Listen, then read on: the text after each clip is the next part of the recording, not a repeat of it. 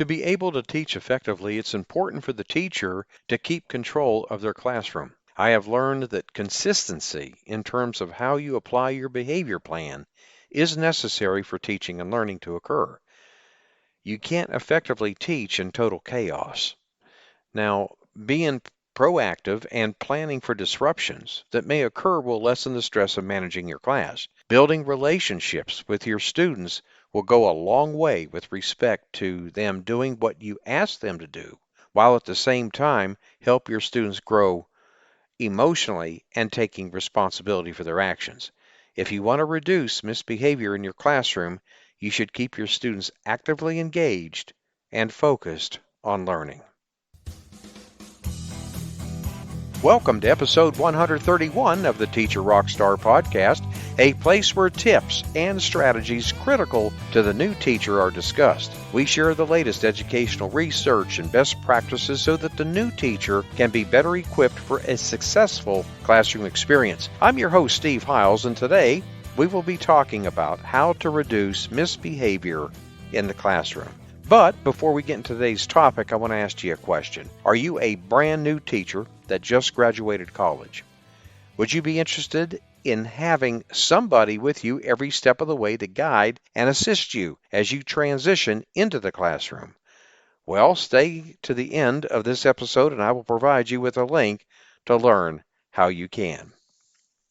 Okay, first thing I want to address is plan for smaller blocks of time. Now, what do I mean by that? Well, it's so much easier for the teacher to manage and execute smaller blocks of learning time than it is to manage and execute larger blocks of learning time. Okay? Students, I feel, learn best in a structured environment whereby the time to disengage is limited. So, when you plan for larger chunks of time, it increases the likelihood of students not being focused and opportunities increase for off-task behavior. Now, you can always check how much learning has taken place by having students work with partners, have them in groups, informal assessments, exit tickets, etc. I found that using a timer has helped me keep track of the amount of time that students spend on a task. I think you would do well to use something like that. The next thing I'd like to address is be proactive when it comes to handling disruptions. Okay, it's likely that there will be disruptions during a lesson. We can help students overcome any lost time by setting aside an area where students can access manipulatives or other resources. We can also let students know where to find more information online or in the media center.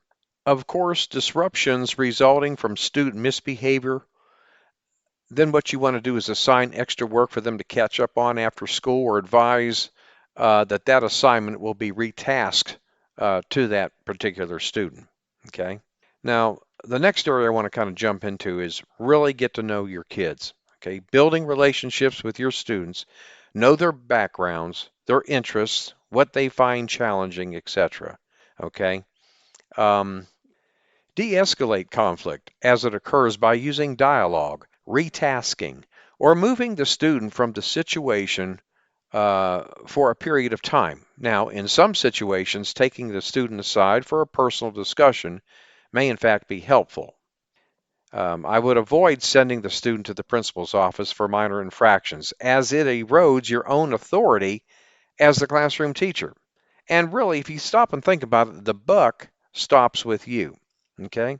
Now, however, let me point this out. If the student is a clear danger to himself, herself, or other students in the class, then by all means, getting an administrator involved would be the appropriate and prudent thing to do. That goes without saying. All right, the next area I'd like to address is you want to ensure a good environment conducive to learning. Now, this is where good classroom organization comes into play. You as the teacher must be able to adequately supervise everything that's going on inside of your classroom. You want your student desks set up in a way as to not cause unnecessary distractions. Okay. You want to ensure that there is an easy flow of traffic throughout the class. You'll also want to make sure that you can arrange the activities that you planned in the class with the least amount of disruption. Next up is respect your students. Now, I have to say here that respect is a two-way street. I mean, if you treat your students with respect, then you will earn the respect of your students, okay? Think about this for a moment. Students are more likely to learn from a teacher that they like and respect than ones that they think are unfair or unreasonable. Doesn't that make sense? Students who feel that they are treated unfairly are also the ones that are more likely to lash out, causing problems in your classroom. A point to remember here is that the teacher needs to be flexible because children come from a variety of different backgrounds and they may not fit into nice, neat boxes as the other kids in your room. So you'll want to be cognizant of that. Okay, the last area I want to address is avoid zero tolerance discipline, okay? Punishing misbehaviors should only be done so that teachers can teach and students can learn. Get students involved when setting up rules and avoid complex and long lists of what not to do. Just keep it simple. Uh, Preferably, I would say 3 rules, but definitely not more than 5 would do the job. And you want to state the rules in a positive manner. Instead of saying, for example, do not yell in the class, you could just simply say, use inside voices. All right?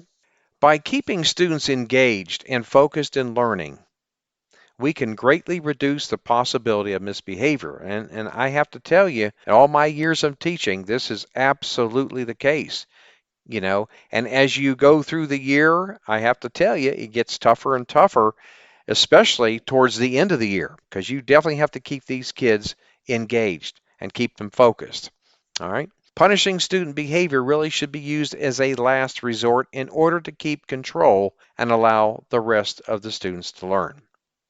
Well, all right. Remember at the beginning of the show, I said if you would be interested in having somebody with you every step of the way to guide and assist you as you transition into the classroom? Well, I said I would provide you with a link, and here it is. Simply go to tra.teacherclassroomresources.com. That's tra.teacherclassroomresources.com.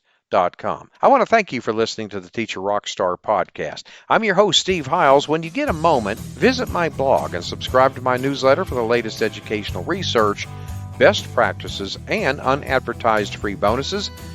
Go to blog.teacherclassroomresources.com. And don't forget to subscribe to us at the Teacher Rockstar podcast. And if you'd like to support us, please feel free to share our podcast with others, post about it on social media, and if you feel comfortable, my friend, leave a rating and review. That would be greatly appreciated. Thanks again. We'll see you same time, same place next week. And remember, my friend, you got this.